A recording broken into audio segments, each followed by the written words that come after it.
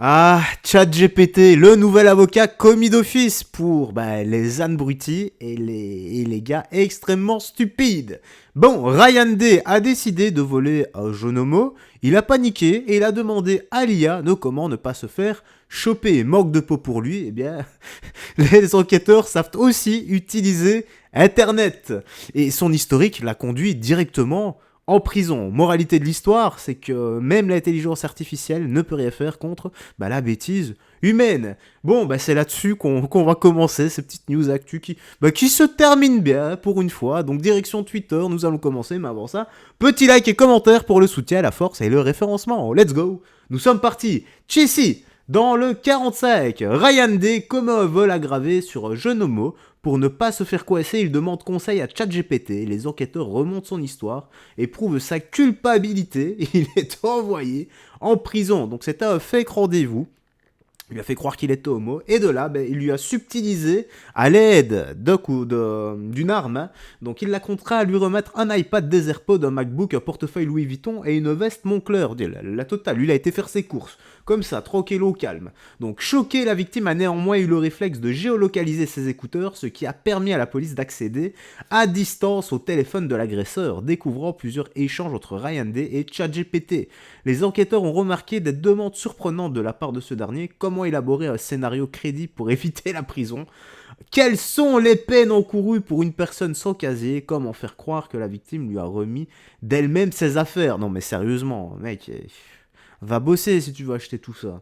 Étudiant de 19 ans, Ryan Day a été déclaré coupable de vol aggravé ce mercredi 5 février par le tribunal correctionnel d'Orléans. Voilà une bonne nouvelle, condamné à 3 ans de prison dont 18 mois avec sursis. Après avoir reconnu partiellement les faits, l'agresseur a prétendu vouloir poser des questions sur l'homosexualité de sa victime qui serait selon lui montrée trop entreprenant. Il a immédiatement été écroué. Bon voilà, il a tellement été entreprenant qu'il fallait absolument lui subtiliser toutes ses affaires.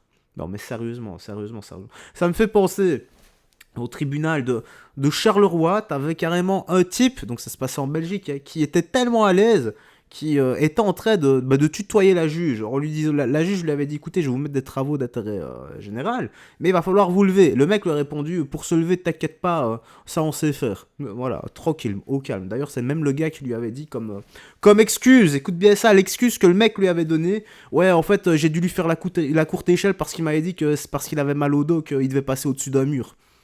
Oui, je me demande encore aujourd'hui, je me demande toujours actuellement, comment est-ce que tu peux lâcher ça comme excuse? C'est la Belgique, les gars, voilà. C'est Charleroi. Il faut pas chercher, Ne vous faites pas des nœuds au cerveau. Je vous montrerai dans la prochaine vidéo ce passage-là qui est toujours collector aujourd'hui. Bon, en parlant de collector, on a quoi? Un jour normal à Montpellier. Ok, voyons ça.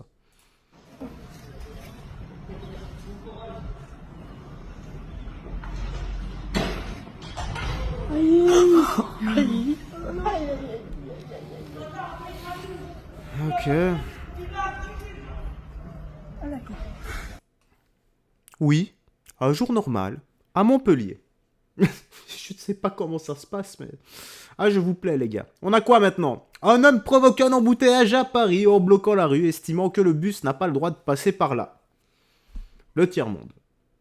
Oui. Vas-y, bouge là, wesh. Eh, bouge, frère. Tu vas pas tout le monde t'attend, frère. Wesh. Elle est fou. Wesh, elle est bouchon, mon ref, wesh. Tu vas pas tout le monde t'attend, wesh. Voilà, il a bouché tout là-bas, wesh. Wesh, il est baisé dans sa tête, wesh. Ah, gros. Eh, head ma gueule.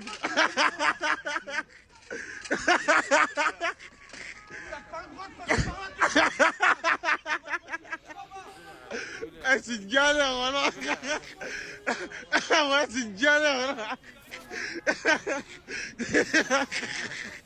Il y a rien qui va. C'est contraire à ce qu'on lui demande, partout et en permanence. Alors. Donc, il faut qu'il y ait des gens un peu, qui aient un peu de couilles pour le pousser.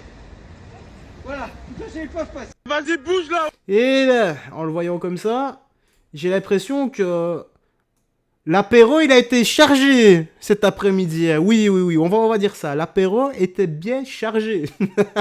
Il y a rien qui va dans la vidéo, il y a rien qui va. Lui, le chauffeur de bus, totalement mort de rire par la situation, il est carrément en train de se taper une barre. Et le mec qui filme, Wesh. il y a rien qui va, il y a rien qui va. Wesh. Il y a rien qui va. On dirait un cortège, voilà, on va faire la fête, on sort parce que la ville a gagné son match de foot et ils sont champions, voilà. Ils font tous la file, ils vont tous au même endroit.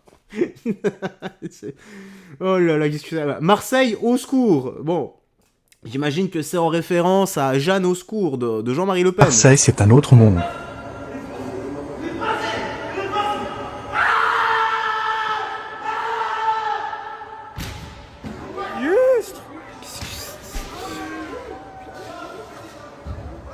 Marseille, c'est un autre monde.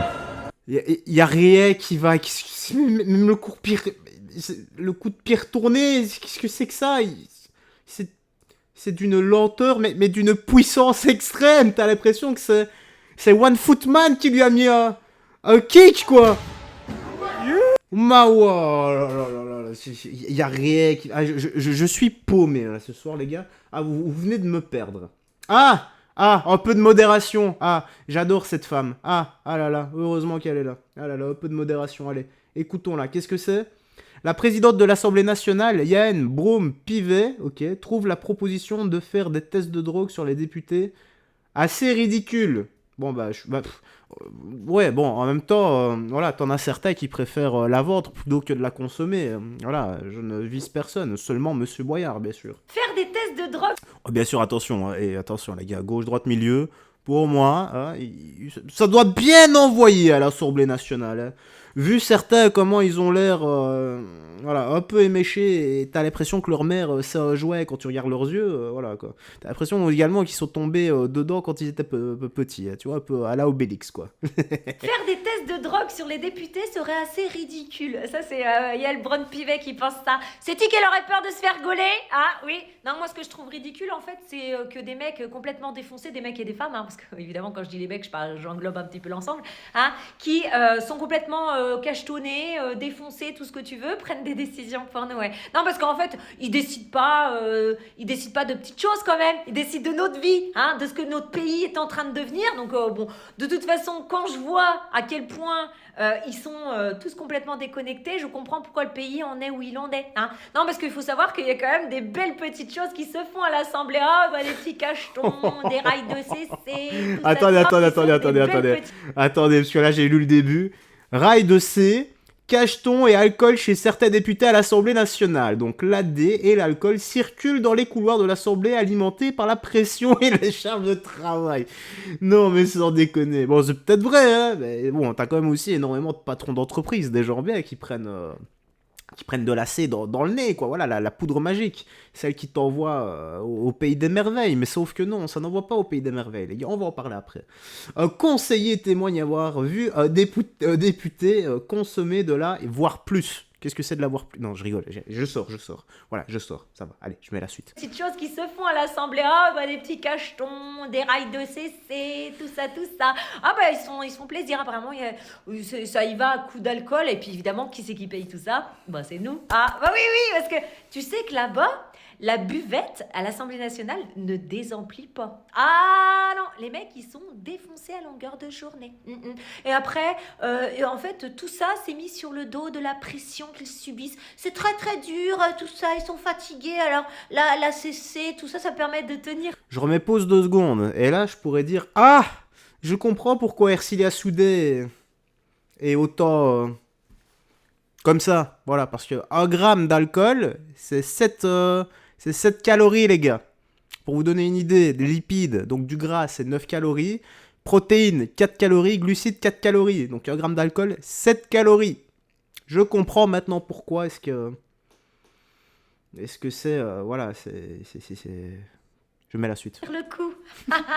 Ah ouais. Bon, je pense que nous, vu les pressions qu'on subit au quotidien, je te dis même pas ce qu'on devrait se mettre alors dans ce cas. Non, parce que c'est vrai que quand t'es payé à coût de 10 000 balles par mois, la pression, tu peux la subir un minimum syndical. Hein. Puis bah voilà. Donc sachez-le, hein, il faudrait surtout pas faire des tests, hein. Mais moi j'irais plus loin, déjà il faudrait leur faire des tests, ouais effectivement sur tout ce qui est drogue, etc. Mais il faudrait aussi qu'il y ait des casiers vierges, non, parce que j'estime que quand tu prends des décisions pour un pays, tu te dois d'être toi-même exemplaire. Et la plupart ils ont des casseroles au cul. Bon tu vas me dire il restera pas grand monde, bah il restera les meilleurs. Enfin, des casseroles au cul, moi je dirais plutôt des casseroles dans le cul même. Vu comment ils sont gaulés et qu'ils parlent. Aïe aïe aïe aïe aïe aïe aïe. Ah bah oui, c'est comme ça les gars. Donc je disais quoi tout à l'heure, on va reparler de la D. La D n'est pas une solution, la poudre blanche n'est pas une solution. Pourquoi ? Car bah, ça dissout ton compte en banque, ça dissout la famille, ça dissout ta santé, mais ça ne dissout sûrement pas les problèmes. La seule drogue autorisée, la seule D autorisée, c'est le sport. Donc fais du sport. Voilà. Et nous allons aller, ici, donc la France patriarcale. Ces gauchistes refusent de se battre pour la France. Tiens. Bon, comme d'habitude, ce genre de vidéo, ça a certainement des musiques. Donc je vais mettre ici les sous-titres. Malheureusement, s'il n'y a pas de son, ça veut dire que ça a été bloqué encore une fois dans quasi tous les pays, mais notamment en France, Belgique, donc ma vidéo fera 0 vue. Et comme je refuse de sortir une vidéo pour rien, je couperai juste le son de la vidéo, tu auras les sous-titres. Donc si je parle en même temps, on n'entendra rien. Est-ce que tu te battrais pour la France? Pour la France? Là, comme ça, non? Non. Non. Non. Mais je suis pas très fan de la France, quoi. Genre trop cool les aides et tout, mais sinon c'est tout. Déjà, est-ce que la France se bat pour moi? Je suis non violente. Et même si je décidais de le faire, je tiendrais pas mentalement. Genre juste l'idée d'aller à la guerre, je pense que j'en mourrais avant même d'y aller. Oppressante et patriarcale, hein, la société patriarcale et capitaliste. La douleur a envahi mon corps, mais rapidement, je me sentais pas prêt à bouger, mais rapidement en voyant les flammes, j'ai compris que de toute manière, si je restais là, c'était fini. J'entends un tir de RPG partir, un RPG 7. Et je sais pas trop si c'est au même moment ou pas, mais en tout cas, je me vois par terre. Je me sens pas tomber, mais je suis par terre au moment où je suis un peu conscient de ce qui s'est passé. Et à ce moment-là, même quand j'étais par terre, j'ai pas forcément déjà compris que c'était un tir pour moi. C'est au moment où je lève la tête et je vois mes intestins qui sont par terre et ma jambe qui était à moitié arrachée que j'ai compris du coup que c'était pour moi le tir. Ouais, bah écoutez, là nous avons deux cas de figure. Nous avons des êtres humains courageux et des êtres humains qui ne le sont pas. Qu'est-ce que le courage ? Le courage, c'est simplement d'agir malgré la peur. Ce n'est que ça. Voilà. Bah écoute, moi je vais conclure là-dessus. Tu me dis tes impressions dans l'espace commentaire et j'ai pas réellement à débattre là-dessus. T'as des gens qui sont courageux, d'autres qui ne le sont pas. Comme je dis, moi faire la guerre, je ne voudrais pas faire la guerre, surtout pour des élites.